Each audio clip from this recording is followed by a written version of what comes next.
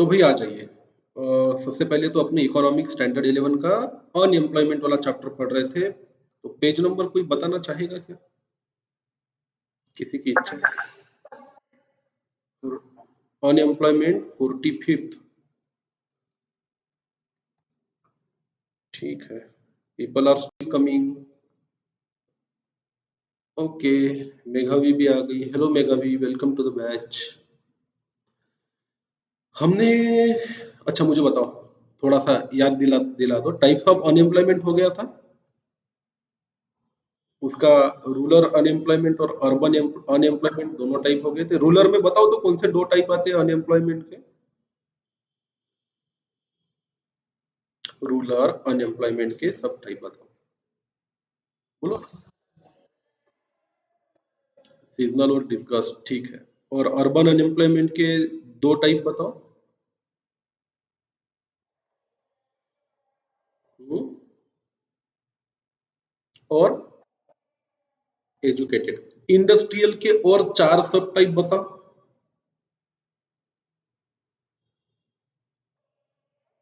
ए शांति, आराम से। Industrial unemployment के चार सब टाइप।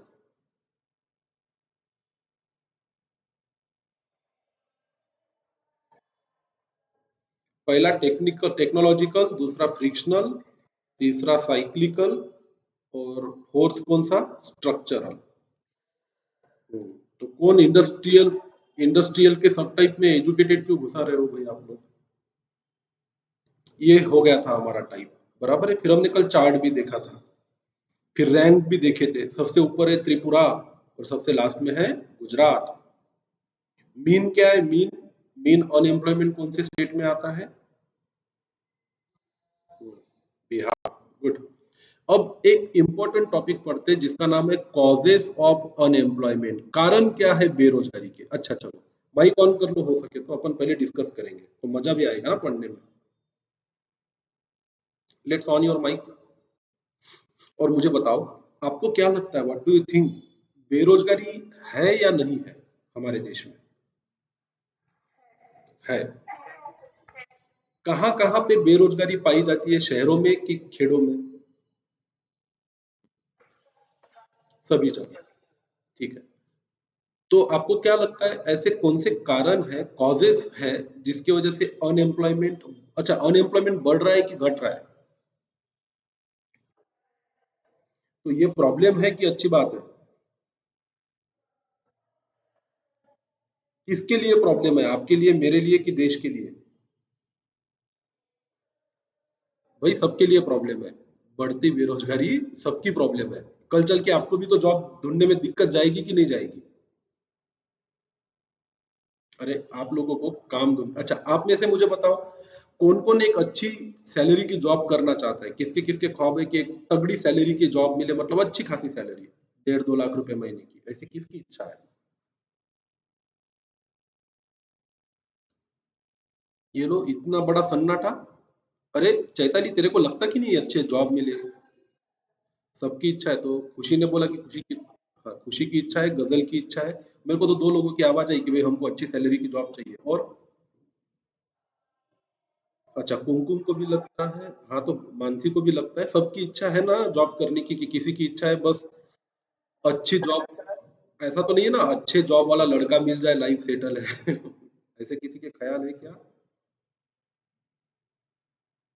खुद की जॉब करनी है ना, खुद के दम पे अपनी पहचान बनानी है कि नहीं बनानी? बहुत अच्छा, बहुत अच्छा गर्ल्स। आपसे ये सब सुन के ना मुझे बहुत प्राउड फील होता है कि चलो इतने अच्छे स्टूडेंट्स को मैं पढ़ा रहा हूँ। तो आप बताओ, आपको लगता है क्या कि आप जब पढ़ लिख के जॉब मार्केट में आओगे तो आसानी से आपको जॉब मिल जाएगा? कंपटीशन तो बहुत टफ रहेगा।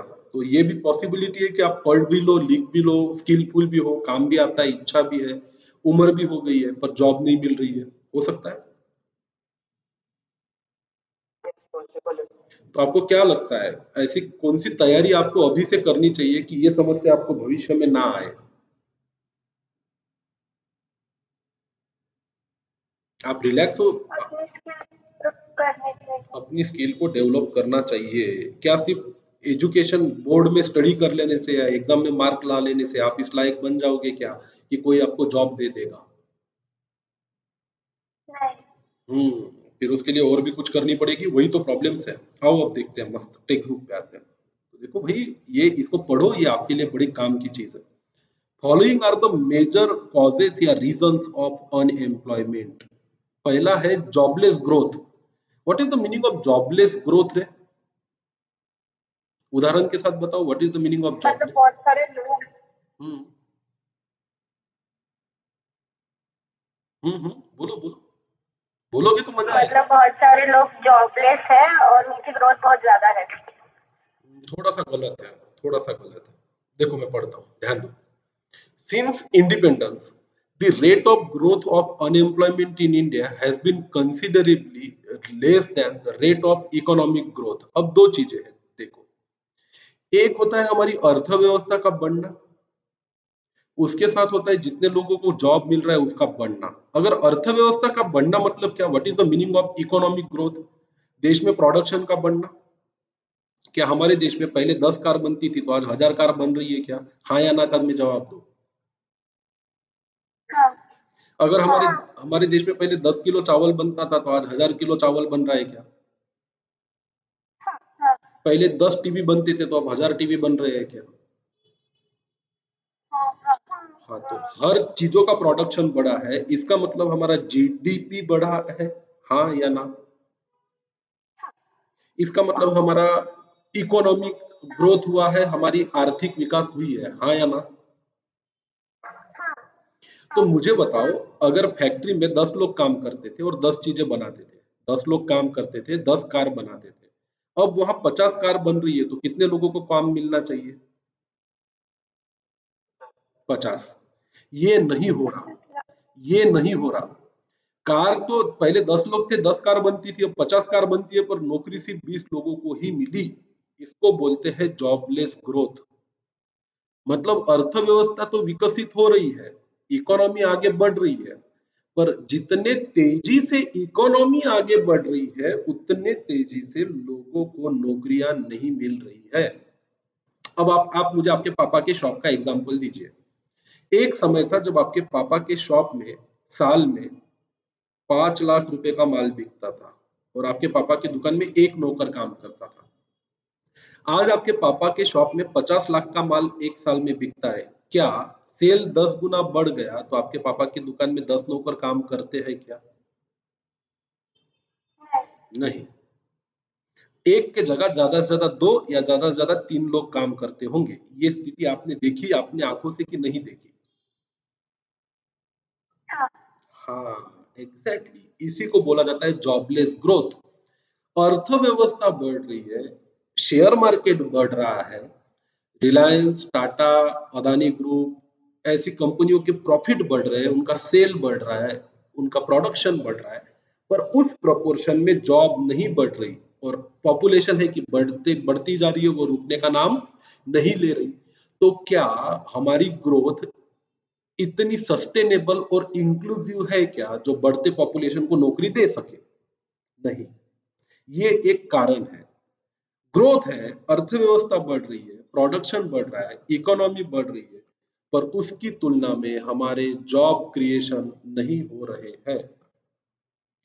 किसी का माइक चालू है तो प्लीज बंद कर दीजिए, कुछ खरखर सा आवाज आ रहा है।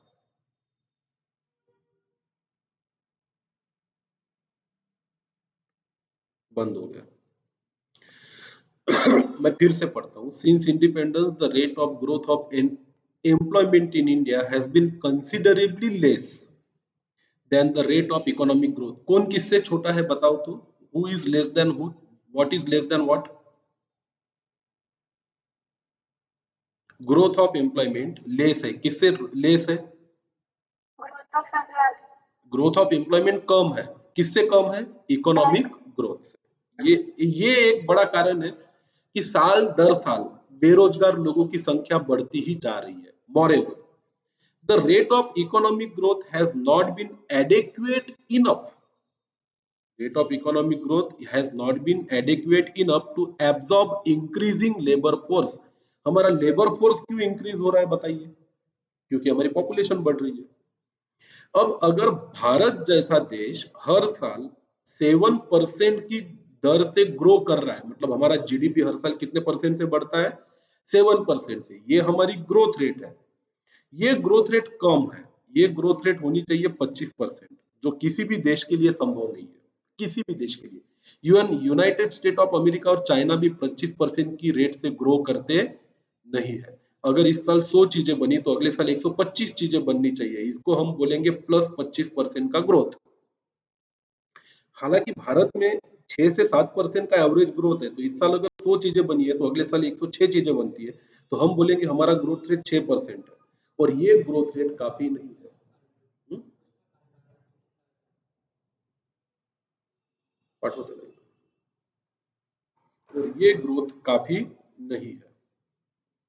तो ये पूरा पैराग्राफ जो है ना, इसमें दो वर्ड इंपॉर्टेंट है कि हमारा जो rate of growth of employment है वो कम है इकोनॉमिक ग्रोथ से।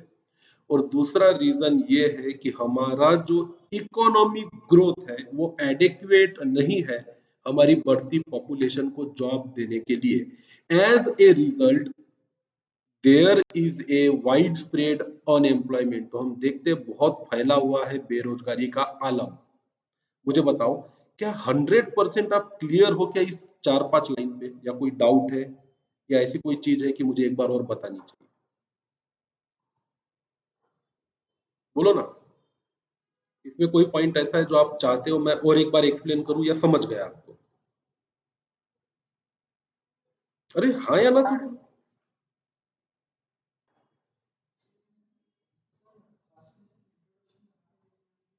बोलो। मैं रिसिप्ट बना लो तुम, और रुकते होंगे तो रुको, मैं लेक्चर खत्म करता हूँ, तिकडेच करू। ओके गाइस, चलो आगे बढ़ते हैं। अगला है इंक्रीज इन लेबर फोर्स। पहला कारण तो ये ग्रोथ हो रही है वो जॉबलेस ग्रोथ है। दूसरा है हमारा लेबर फोर्स बढ़ता जा रहा है। What is the meaning of labour force, कोई बताएगा क्या मुझे? लेबर फोर्स का मतलब पॉपुलेशन होता है या नहीं होता? हाँ, people who wish to work. Population का वो हिस्सा जो काम करना चाहता है उसको कौन सा फोर्स बोलते हैं? Labour force. और उसमें से जिसको काम मिल जाता है उसको क्या बोला जाता है? एम्प्लॉयड। जो लोग पॉपुलेशन है उसमें से काम करना चाहते हैं वो लेबर फोर्स, और जिसको काम मिल गया वो कौन सा फोर्स? ये लिखा मैंने यहाँ, वर्क फोर्स। तो जो लेबर फोर्स में है पर वर्क फोर्स में नहीं है वो लोग कौन है फिर? जो लोग अनएम्प्लॉयड है, जो लोग लेबर फोर्स में है पर किस में नहीं है? वर्क फोर्स में नहीं है। जो वर्क फोर्स में है वो एम्प्लॉयड, और जो वर्क फोर्स में नहीं है वो अनएम्प्लॉयड। तो आगे देखो दूसरा कारण बेरोजगारी का। Death rate has rapidly declined without corresponding fall in a birth rate. Therefore, the country has registered a unprecedented population growth. हमारे देश में डेथ रेट कम हुआ पर बर्थ रेट कम हुआ क्या? नहीं। जिसकी वजह से हमारा क्या बढ़ गया देश का? पॉपुलेशन बढ़ गया। Yes, this was naturally followed by an equally large expansion of labor force. देश का अगर पॉपुलेशन बढ़ेगा तो कभी ना कभी तो वो पैदा हुआ पॉपुलेशन 16 साल की उम्र का हो जाएगा ना। तो देश का क्या बढ़ा?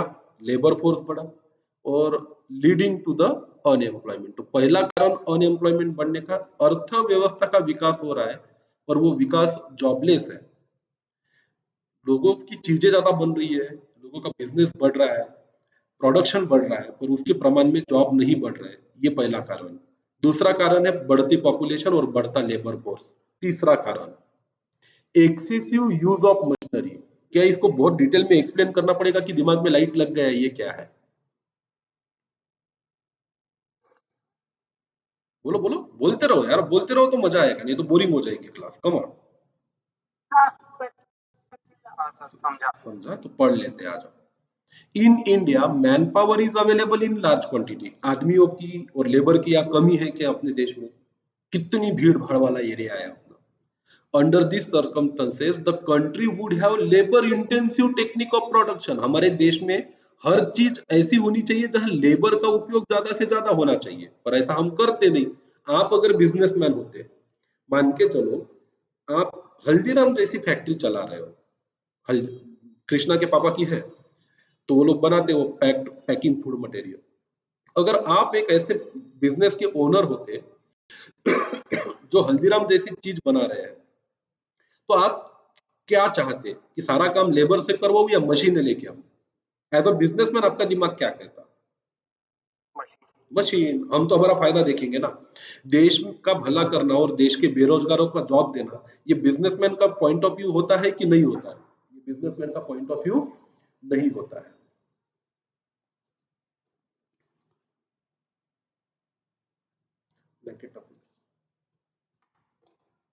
आओ फिर आगे बढ़ते हैं। तो हमको तो चाहिए कि भाई हमारे देश में जो प्रोडक्शन की टेक्निक है या चीजें को बनाने का जो निर्माण करने का साधन है वो लेबर इंटेंसिव होना चाहिए। पर हम कर रहे हैं बिल्कुल इसके उल्टा, हम बनते जा रहे हैं मशीन इंटेंसिव या capital intensive. However, not only in industry but also in agriculture, producers are increasingly substituting capital for labor. खेती बाड़ी वाले लोग भी ना आजकल लेबर से काम नहीं कराना चाहते, वो कैपिट लेबर को सब्स्टिट्यूट कर रहे हैं किसके साथ? कैपिटल के साथ। मतलब जो काम लेबर से करना चाहिए उसकी जगह मशीन लेके आए। उदाहरण बताओ तो खेती बाड़ी में ऐसे पहले कौन से काम थे जो लेबर से करवाए जाते थे पर आजकल मशीन से करवाए जाते हैं? Come on speak up. Harvesting, yes. और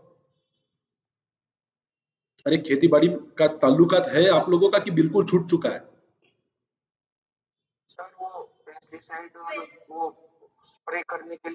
हाँ, पहले आदमी स्प्रे करता था, अब उसकी भी मशीनें आ गई।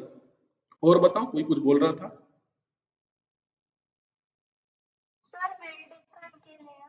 किस चीज के लिए बेटा? वेल वेल कुआ। हाँ, कुआं करने के लिए। बराबर है। तो है कि मेरे पापा के पास खेती बाड़ी है। मैं जानता हूँ पहले जो काम लेबर करते थे अब ज्यादातर काम की मशीनें आ गई है। तो पहले जहाँ 10 लोग लगते थे अब 2 आदमी आते हैं मशीन पे और वो काम करके जाते हैं। तो बेरोजगारी बढ़ेगी कि नहीं बढ़ेगी बताओ? अगला, वेयर कैपिटल इज, हाँ, where capital is abundant supply, use of automatic machine and other sophisticated equipment is both rational and justified। चलो भाई, हम एक ऐसा देश होते जहां पैसों की कोई कमी नहीं है, कमी है इंसानों की। तो हम मशीनें इस्तेमाल करते तो बात समझ में आती। जैसे कनाडा है, कनाडा में पैसों की कोई कमी नहीं है। ऑस्ट्रेलिया है, पैसों की कोई कमी नहीं है। कमी है वहां पे काम करने वाले लोगों की, तो वो लोग ना हर चीज के लिए मशीन बना लेते हैं। जर्मनी है, पॉपुलेशन कम है, पैसा की कोई कमी नहीं है लोगों के पास। एबुंडेंट मतलब भरपूर मात्रा में। एबुंडेंट का मतलब क्या होता है? ये जो वर्ड आया है एबुंडेंट, इसका मतलब होता है हिंदी में भरपूर मात्रा में। अगर पैसों की कमी नहीं है और आदमियों की कमी है तो आप हर जगह मशीन लगाओ तो बात समझ में आती है। भारत में ऐसा करना अच्छी बात है कि नहीं है बताओ? भारत में क्या सिचुएशन है बताओ? हमारे हमारे देश में पैसों की कमी है, आदमियों की कोई कमी नहीं है। पर लोग कर रहे उल्टा। लोग पैसों से मशीन खरीद रहे, मशीनों से काम करवा रहे और आदमी है बेरोजगार। But in India the policy result in a large scale unemployment. अब हमारी पॉलिसी क्या है? मशीनें मशीनें मशीनें, जितना ज्यादा ऑटोमेशन हो सकता है उतना ऑटोमेशन करते जा रहे, तो लोगों को काम कैसे मिलेगा? दिक्कत तो आएगी ना। तो बताओ मुझे 3 कारण बेरोजगारी के। पहला कारण माइक ऑन करके जवाब दो। फर्स्ट रीजन ऑफ अनएम्प्लॉयमेंट क्या है? माइक ऑन करके जवाब दो। Jobless growth. दूसरा रीजन ऑफ अनएम्प्लॉयमेंट क्या है? तीसरा कारण ऑफ बेरोजगारी क्या है?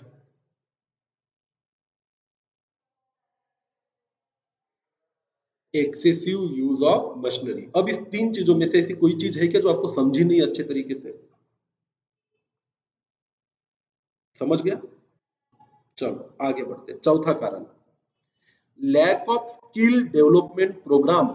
आप मुझे एक चीज बताइए, आपका जो एजुकेशन सिस्टम है, पर्टिकुलरली 10th तक का, फिर 11 12 का और फिर ग्रेजुएशन तक का, क्या आपके एजुकेशन में स्किल डेवलपमेंट पे कभी वेटेज दिया गया है या सिर्फ रटो रटाओ, एग्जाम में जाओ और आंसर लिख के आओ?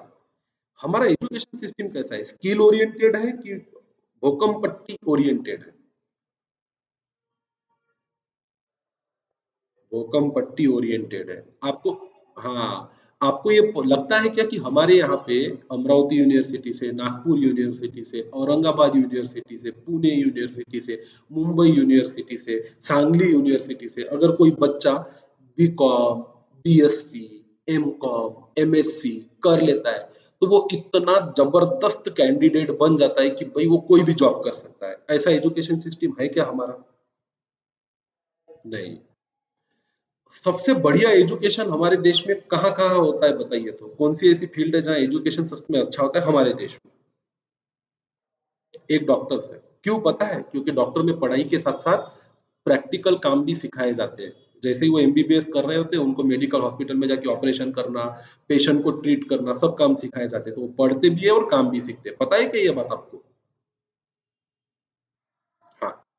डॉक्टर्स के अलावा ज्यादातर इंजीनियर हमारे देश में ऐसे गधे लोग बनते हैं जिनको बेसिक मैथ तक अच्छे से नहीं आता। कोई भी इंजीनियर बन सकता है सड़े सुड़े कॉलेज से। पर एक कॉलेज ऐसा है जहां से इंजीनियरिंग करना बहुत मायने रखता है। वो कॉलेज कौन सा है? आईआईटी। यस। तो हमारे देश में डॉक्टर बनना एक स्किल के साथ मिलने वाली डिग्री है। तो कभी बेरोजगार डॉक्टर देखा क्या आपने? नहीं। आईआईटी से इंजीनियरिंग करना एक बहुत स्किल वाला जॉब है जहां पढ़ाई के साथ साथ स्किल डेवलपमेंट भी किया जाता है। तो आईआईटी से इंजीनियर बना बंदा और बेरोजगार है, ऐसा सुना क्या? नहीं। और एक प्रेस्टिजियस इंस्टीट्यूट है आईआईएम, नाम सुना है आप लोगों ने? आईआईएम से एमबीए किया और बेरोजगार है, ऐसा कोई बंदा देखने को मिलता है क्या? नहीं। तो वहां सिर्फ पागलों जैसी पढ़ाई नहीं होती। वहां पे पढ़ाई के साथ साथ बहुत ज्यादा एक्सटेंसिव उसके स्किल डेवलपमेंट पे ध्यान दिया जाता है। और एक इंस्टीट्यूट है, the institute of chartered accountant of India. बंदा जब सीए बनता तो उसको 3 साल काम करना पड़ता, उसके बाद ही फाइनल दे सकता। पता है रूल आपको? हाँ, तो जहाँ पढ़ाई के साथ-साथ स्किल डेवलपमेंट होता है, वहाँ बेरोज़गारी की समस्या नहीं आती। पर जहाँ सिर्फ़ पढ़ाई होती है, जहाँ सिर्फ़ फर्रे ले जाके, रट के एग्ज़ाम पास की जाती है, ऐसे लोगों के पास कोई स्किल नहीं होता और डिग्री के बेसिस पे आपको कोई काम नहीं देता। अब मुझे बताओ, अमरावती यूनिवर्सिटी से बंदे ने बीकॉम किया, वो सच में जॉब करने के लायक है क्या? बॉम्बे यूनिवर्सिटी से बीकॉम किया, वो जॉब करने लायक है क्या? नहीं। पुणे यूनिवर्सिटी से बीकॉम बीएससी किया, जॉब करने लायक है क्या? नहीं। हमारी सारी यूनिवर्सिटी एजुकेशन पूरी वाहियात हो चुकी है। इतनी सड़ियल एजुकेशन सिस्टम है कि इसकी कोई लिमिट नहीं है। और हमारे देश में ऐसी सड़ियल यूनिवर्सिटी ही ज्यादा है। यूरोप में जाओगे ना आप, जर्मनी में, कनाडा में, तो हर यूनिवर्सिटी एक से बढ़कर एक है। कोई फॉरेन अच्छी यूनिवर्सिटी का नाम बताओ जहाँ पे ग्रेजुएशन भी करना बहुत बड़ी बात होती है। फॉरेन यूनिवर्सिटी के नाम बताओ।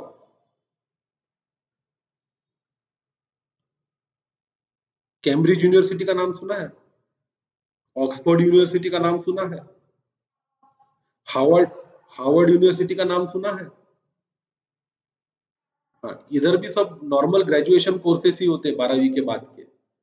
पर वहां का कोर्स मायने रखता है। वहां से ग्रेजुएशन होके निकला ना तो वो बंदे का स्किल बहुत ज्यादा डेवलप होता है, क्योंकि पढ़ाई वैसी है। चाइना में भी ज्यादातर यूनिवर्सिटीज में पढ़ाई स्किल ओरिएंटेड होती है। हमारा एजुकेशन सिस्टम ही खराब है, इसलिए यहाँ ग्रेजुएशन करो, पोस्ट ग्रेजुएशन करो कि इंजीनियरिंग कर लो, आपको 5,000 रुपये महीना भी कोई देना नहीं चाहता। ये चौथा कारण है बेरोजगारी का। लोगों के पास सिर्फ एजुकेशन है, डिग्री है, स्किल है ही नहीं। काम ही करना नहीं आता उनको, कुछ भी करना नहीं आता। कभी काम सीखने पे भार ही नहीं दिया। कंप्यूटर के पेपर है स्कूलों में, पर थ्योरी में पढ़ो, रटो और कंप्यूटर की एग्जाम दे के आओ। उसको बोले कंप्यूटर चला के दिखा तो कुछ नहीं आता उसको। पढ़ते आगे। वोकेशनल स्किल मतलब ऐसा पढ़ाई जहां पे आपको पढ़ाने के साथ साथ काम करना भी सिखाया जाता है। Vocational skill development courses which are compatible to Indian industry are comparatively less in number। ऐसे कोर्सेस ही नहीं है जहां काम करना सिखाया जाए। कोर्सेस ऐसे हैं जहां सिर्फ एग्जाम देना सिखाया जाता है, रटना सिखाया जाता है। So there is a dearth, मतलब शॉर्टेज। डर्थ का मतलब क्या होता है? शॉर्टेज, कमतरता, उन्हीं of skilled man power needed by industry. फैक्ट्रियों को जैसे लोग चाहिए वैसे लोग हमारे कॉलेजेस से, एजुकेशन इंस्टीट्यूट से बनते ही नहीं है। ये एक बहुत बड़ा प्रॉब्लम है। तो बताओ 4 कारण अनएम्प्लॉयमेंट के। पहला है जॉबलेस ग्रोथ, दूसरा इंक्रीज इन लेबर फोर्स, तीसरा है एक्सेसिव यूज ऑफ मशीन और चौथा है lack of skill man power. पांचवा कारण क्या है? एक्सपेक्टेशन टुवर्ड्स क्या? एम्प्लॉयमेंट।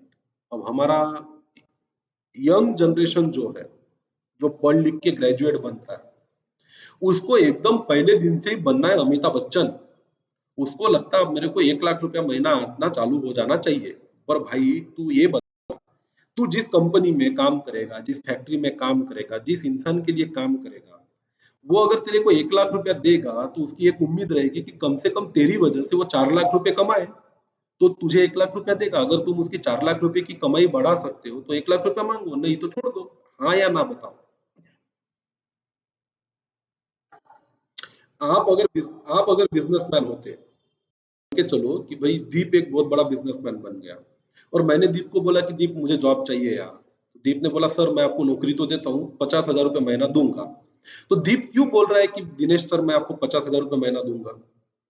क्योंकि भाई दिनेश सर आप आओ काम करो और कुछ ऐसा करो कि मैं कम से कम आपकी वजह से 2 लाख रुपए कमाऊं, तो मुझे कोई दिक्कत नहीं आपको कितने लाख रुपए देने में, 50,000 देने में। यही सोच के, हाँ, यही सोच के इंसान किसी को जॉब देता है ना। आप भी किसी को नौकरी क्यों देते हो? या तो वो आपका नुकसान कम करे, आपका अगर नुकसान हो रहा है उसके बिना तो वो आपका नुकसान रोके या आपका प्रॉफिट बढ़ाए। अगर उससे कुछ फायदा होता तो आप उस फायदे का कुछ हिस्सा उसको देते हो। इंसान किसी को भी जॉब क्यों देता बताओ तो? ताकि उससे फायदा मिले। तो आप जब पढ़ लिख के कल जॉब करने के लिए तैयार हो जाओगे तो आपकी अपेक्षा क्या है कि आपको जब 25 साल में या 24 साल में आपका एजुकेशन पूरा होगा तो आपको कितने रुपए की महीने की नौकरी मिलनी चाहिए? क्या उम्मीद है आपकी? बोल दीप, बोल आयुषी, मानसी, उम्मीद क्या है तुम्हारी कि कितने पैसे तुमको मिलने चाहिए जॉब में पगार के तौर पे पहले महीने पे?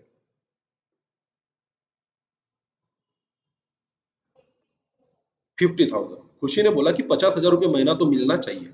मिलेगा ना 50,000 रुपये महीना? 80,000 मिलना चाहिए। तो भाई खुशी मुझे बता, जो व्यक्ति आपको 80,000 रुपये देगा वो आपसे क्या उम्मीद रखेगा?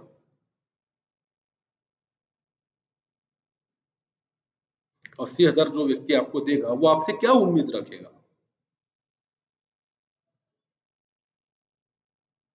बोलना खुशी, तेरे को 80 चाहिए तो कोई दान में देगा क्या कि नहीं खुशी बहुत ही प्यारी बच्ची है, बहुत ही मस्त मस्त बातें करती है, तो उसको दे देते 80,000 रुपये सैलरी, ये सोच के कोई तुम्हें जॉब देने वाला है क्या? हाँ कुमकुम, कोई अगर आपको 80,000 रुपये महीना देगा तो उसकी अपेक्षा या उम्मीद क्या रहेगी आपसे? हाँ, कि आप उसको ज्यादा पैसा कमा कर दो, तब तो आपको क्या देगा? सैलरी देगा, है कि नहीं केवल? तो मुझे बताओ केवल, आपकी उम्मीद क्या है कि कितनी सैलरी आपको मिलनी चाहिए? हाँ, तो मुझे ये बताओ तुम्हारे में ऐसा क्या है, तुमको ऐसा क्या आता जो किसी व्यक्ति को तुम कम से कम 2 से 3 लाख रुपए महीने के कमा के दे सको?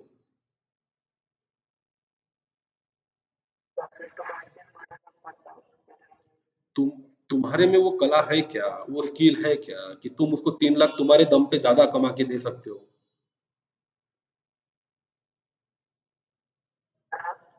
है? आए, सीखेंगे आएगी, बराबर है ना? तो भाई एकदम से पढ़ लिख के बाहर निकले तो आप ये उम्मीद क्यों कर रहे हैं कि आपको 60 और 80 हजार रुपए मिले? मतलब आपकी एक्सपेक्टेशन ज्यादा है। आप पहले अपने आप को उस लायक बनाओ कि हम आपको जितनी सैलरी देंगे उससे 4 गुना पैसा कमा के देंगे, तब जॉब मांगो। अब हमारे यहाँ पे लोगों को आता कुछ नहीं, चाराने का काम। चाराना समझता आपको? 25 पैसा कमाने की हैसियत है नहीं उनकी, उनका दिमाग इतना चलता नहीं कि किसी को 2 रुपए कमा के दे सके। सैलरी होना बंदों को 50,000 रुपए महीने की, कैसे देगा कोई 50,000? बेवकूफ थोड़ी है व्यापारी। बिजनेसमैन जो आपको नौकरी देगा वो आपसे अपेक्षा करेगा, आपको काम आते तो जॉब देगा, नहीं तो नहीं देगा। देखो educated youth in India aspire for white collar job. क्या होता है व्हाइट कॉलर जॉब? पसीना नहीं आने को होना, मेरे को एसी होना, आराम से बैठ के काम होना। There is a lack of innovative and entrepreneur spirit to organize economic activity where they can be self-employed. लोगों के अंदर खुद के दम पे काम करने की क्षमता है ही नहीं, क्योंकि खुद का दिमाग चला नहीं सकते, फिर खुद कुछ नहीं कर सकते, तो लोग सोचते हैं नौकरी मिल जाए। नौकरी में भी तो क्या फोकट का पगार थोड़ी मिलता है, नौकरी भी एक बिजनेस है, आप बिजनेसमैन को हेल्प करोगे तो वो आपको पगार देगा। अब आईसीआईसीआई बैंक ने मुझे जॉब दी, मैं सीए बना, वो लोग मुझे 85,000 रुपीज पर मंथ सैलरी देते थे। कितनी? 85। पर उनकी अपेक्षा क्या थी? मैं लोगों को इतना लोन दूं कि बैंक को कम से कम एक महीने का 4 लाख रुपए का इंटरेस्ट आना चाहिए मेरी वजह से। तो मेरे को काम दिया कि दिनेश जाओ, लोगों को लोन दो, और इतना लोन दो कि महीने का 4 लाख रुपए का इंटरेस्ट बैंक कमा सके आपके काम की वजह से, और लेके जाओ महीने के कितने हजार रुपए? 85। अब अगर 10%, 1% लोन का रेट है, कितना परसेंट? 1%। तो एक महीने में मुझे 4 लाख रुपए का इंटरेस्ट कमाने के लिए 4 करोड़ का लोन बांटना पड़ता। कितने का लोन बांटना पड़ता? 4 करोड़ रुपए का। अब मामूली बात थोड़ी है 4 करोड़ का लोन हर महीने बांटना। लोग भी तो ऐसे होने चाहिए ना जो वापस भी करे पैसा, नहीं तो डुबाने वाले तो बहुत है। बड़ी मेहनत करनी पड़ती है इसके लिए, और लोगों को कन्विंस करना पड़ता कि आप आईसीआईसीआई बैंक से लोन लो। वो लोग लोन लेते, महीने का 4 करोड़ का लोन बटा मेरा, तो बैंक की महीने की 4 लाख की कमाई चालू, उसमें से बैंक मुझे 85,000 देती थी। एक समय ऐसा आया मैं 4 लाख नहीं कर पाया, बैंक ने बोला नौकरी छोड़ दो, निकाल दिया काम से। यही करेगा ना कोई भी मालिक आपका। तो ये स्पिरिट है क्या? इसी को बोलते हैं spirit to organise economic activity. हमारे यूथ के अंदर इतना दिमाग चलाने की यही नहीं है, क्या बोलते, कैपेसिटी नहीं है, क्योंकि कोई उनको बिजनेस सिखाता ही नहीं है। उनको सिखाते ये 4 मार्क के लिए आता है, इसमें 4 पॉइंट लिखने पड़ते, ये 8 मार्क का था, ये 8 पॉइंट लिखने पड़ते, ये छोड़ दो, ये फिल इन द ब्लैंक कर लो। 100 मार्क का पेपर आता, 85 मार्क्स मिल जाएंगे। 100 मार्क का पेपर आता, 95 मार्क्स मिल जाएंगे। भाई ये काफी नहीं है जॉब करने के लिए। ऐसे आपके मार्क्स देख के एक ढेले की जॉब आपको कोई देने नहीं वाला। स्मार्ट बनो, होशियार बनो, अलर्ट बनो। आपके अंदर इकोनॉमिक एक्टिविटी को ऑर्गेनाइज करने की स्किल होनी चाहिए, धंधा करने की तड़प होनी चाहिए, आपका दिमाग तेज होना चाहिए। और जो बंदे आई आई एम से एमबीए करते हैं ना, ये बहुत शातिर होते हैं। ये किसी कंपनी को 1,000 करोड़ भी कमा के दे सकते हैं अपने दम पे, इतना दिमाग चलता है इनका, इसलिए इनको सैलरी मिलती है। तो ये फर्क है अच्छे एजुकेशन में और गंदे एजुकेशन में।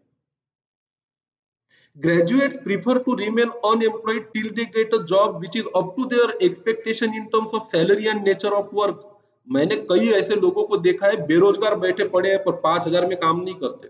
क्यों? ये 5,000 में काम करने से तो अच्छा मैं खाली बैठा रहूं। ये मेंटेलिटी है कि नहीं है हमारे यहाँ पे लोगों की, बताइए हाँ या ना। मतलब खाली बैठे रहेंगे पर छोटा मोटा काम नहीं करेंगे। क्या मतलब है? बड़ा काम करने की आपकी औकात है ही नहीं, क्योंकि आपको कुछ आता ही नहीं है। आप किसी का फायदा करवा नहीं सकते, किसी को आपकी वजह से पैसे कमा के नहीं दे सकते, सैलरी चाहिए ज्यादा। कोई बोलता है मैं 5-6 हजार दूंगा तो आपको काम करना नहीं है। तो एक्सपेक्टेशन टुवर्ड अन सॉरी एम्प्लॉयमेंट, ये अगला कारण है बेरोजगारी का। ज्यादातर लोग सिर्फ इसलिए बेरोजगार है कि रातों रात लखपति बनना है इनको, और उतना पैसा इनको कोई देने को तैयार नहीं है। Are you getting my point? फिर फिर लास्ट के 3 पॉइंट फटाफट पढ़ते हैं, ये बहुत आसान पॉइंट है। अगला है seasonal nature of agriculture. Agriculture in India is seasonal by nature, it depends on monsoon, lack of irrigation facility, poor soil fertility, outdated production technique, non-availability of certified seeds and fertilizer are the factors that reduces the capacity of agriculture for other gainful employment throughout the year. हमारे देश में जो खेती होती है ये through out the year नहीं होती है, 12 महीने नहीं चलती है। 2, 3, 4, 5, 6 महीने ही खेतियों में काम होता है और उतना ही लोगों को जॉब मिलता है, जिसकी वजह से लोग सीजनली अनएम्प्लॉयड रह जाते हैं। अब कारण क्या है कि खेती में 12 महीने काम नहीं होता? पहला कारण तो लैक ऑफ इरिगेशन फैसिलिटी, 12 महीने के लिए पानी ही नहीं है। पुअर सॉइल फर्टिलिटी, जमीन ऐसी है कि एक बार ले लो उत्पादन तो तुरंत दूसरी बार उस जमीन में से कुछ निकलता नहीं है, जमीन हल्की है। आउटडेटेड प्रोडक्शन टेक्निक, आपकी टेक्निक भी ऐसी है कि आप कर ही नहीं सकते 12 महीने काम उस पर। Non availability of certified seed and fertilizer, अच्छा उत्पादन लेने के लिए अच्छे सीड और अच्छे फर्टिलाइजर चाहिए, वो है नहीं। ये सारे फैक्टर है जिसकी वजह से खेतों में 12 महीने काम होता नहीं। 2, 4, 5 महीने काम होता तो 7 महीने काम नहीं होता, तो एग्रीकल्चर लेबर सीजनली अनएम्प्लॉयड रह जाता और उसको 12 महीने का काम नहीं मिलता। The labours are employed only for few month in a year, for the rest of the year ये लोग रहते जॉबलेस। ये एक कारण है बेरोजगारी का। अगला है slow rate of economic development. भले ही सरकार कुछ भी बोल दे कि हमारा आर्थिक विकास बहुत तेजी से हुआ है, पर जितने हिसाब से हमारी पॉपुलेशन और लेबर फोर्स बढ़ रहा है, ये विकास काफी नहीं है। और ज्यादा तेजी से हमें विकास करना पड़ेगा, चाइना के जैसा विकास करना पड़ेगा। The overall economic development of India is very slow. इनएडिक्वेट irrigation facility. देश का विकास क्यों नहीं हो रहा है? खेतों का विकास होगा तो देश का विकास होगा, तो खेती का विकास इसलिए नहीं होता क्योंकि इरिगेशन फैसिलिटी नहीं है, फर्टिलाइजर नहीं है। अनसेटिस्फैक्टरी ग्रोथ ऑफ इंफ्रास्ट्रक्चर। इंफ्रास्ट्रक्चर मतलब road, railway, airport, ports, transportation, communication, internet, industrial zone, ये सब होना चाहिए। एक्सपोर्ट जोन, ये सब होना चाहिए। Are all the due to inadequate industrial expansion. तो हमारे देश में इंडस्ट्री भी नहीं बढ़ रही। अपने गांव को देख लो, यवतमाल को। जब से आप पैदा हुए हो 18 साल तो हो चुके हैं आपको। क्या देखा आपने 18 साल में? कौन सी फैक्ट्री लगी है यवतमाल में? नहीं। कौन सी इंडस्ट्री लगी? कौन सा ग्रोथ हुआ? कुछ भी तो नहीं है। कोई आना नहीं चाहता, और जो है वो यहाँ रहना नहीं चाहता। एक रेमंड एक बड़ी फैक्ट्री है, वो भी जबरदस्ती में यहाँ पे बिजनेस कर रहे हैं। वो भी जाना चाहते हैं यवतमाल छोड़ के। ये तो हालत है हमारी। As a result, employment opportunity have not increased through the rural sector to absorb the growing labor force. जो भी जॉब थोड़े बहुत है वो अर्बन एरिया में है, पर खेड़ों में तो कुछ भी नहीं है। और खेती में कितने लोग काम कर लेंगे? अगर जॉब देनी है तो हमको बढ़ानी पड़ेगी इंडस्ट्री, फैक्ट्रियां बढ़ानी पड़ेगी। चाइना में फैक्ट्रियां बहुत है, हर चीज बनाते हैं वो लोग। हमारे देश में है ही नहीं। हमारे देश में लोग दुकान ही लगाते हैं। अब एक दुकान में कितने लोगों को नौकरी मिलेगी? 2 लोगों को, 3 लोगों को, और पगार भी मिल मिल के कितनी मिलेगी? इसके लिए जरूरी है हमारा इंडस्ट्रियल एक्सपांशन होना चाहिए चाइना के जैसा। हर चीज जो चाइना बना सकता है अपने देश में बननी चाहिए। वो हो नहीं रहा, इसलिए इकोनॉमिक डेवलपमेंट स्लो है, इसलिए बेरोजगारी भी है। और अगला है माइग्रेशन ऑफ रूरल पॉपुलेशन। अब खेड़ों में काम है ही नहीं, तो खेड़ों के लोग कहाँ जा रहे हैं? शहरों में। अब कितने लोगों को काम मिलेगा वहां पे? There has been a continuous migration of people from rural to urban area in search of job. This has increased the problem of unemployment in urban area. खेड़ों से इतने लोग पुणे, मुंबई जैसे शहर में जाके बस गए हैं कि वहां प्रॉब्लम और भी बढ़ गई। तो यहाँ 8 कारण दिए हुए हैं अनएम्प्लॉयमेंट के। अपने माइक चालू करो, 8 कारण गिनाओ और लेबर लेक्चर को एंड करते हैं। पहला कारण क्या है? बेरोजगारी का, बताओ। On your mic. दूसरा बताओ, चालू रखो माइक।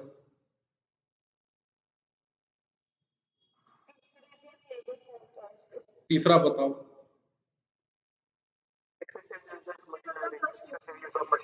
चौथा बताओ।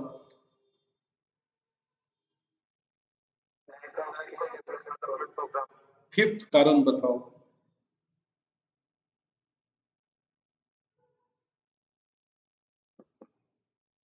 दीप बताओ।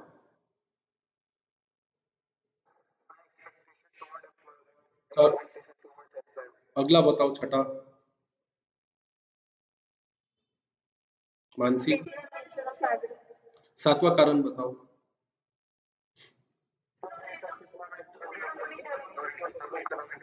और लास्ट कारण बताओ।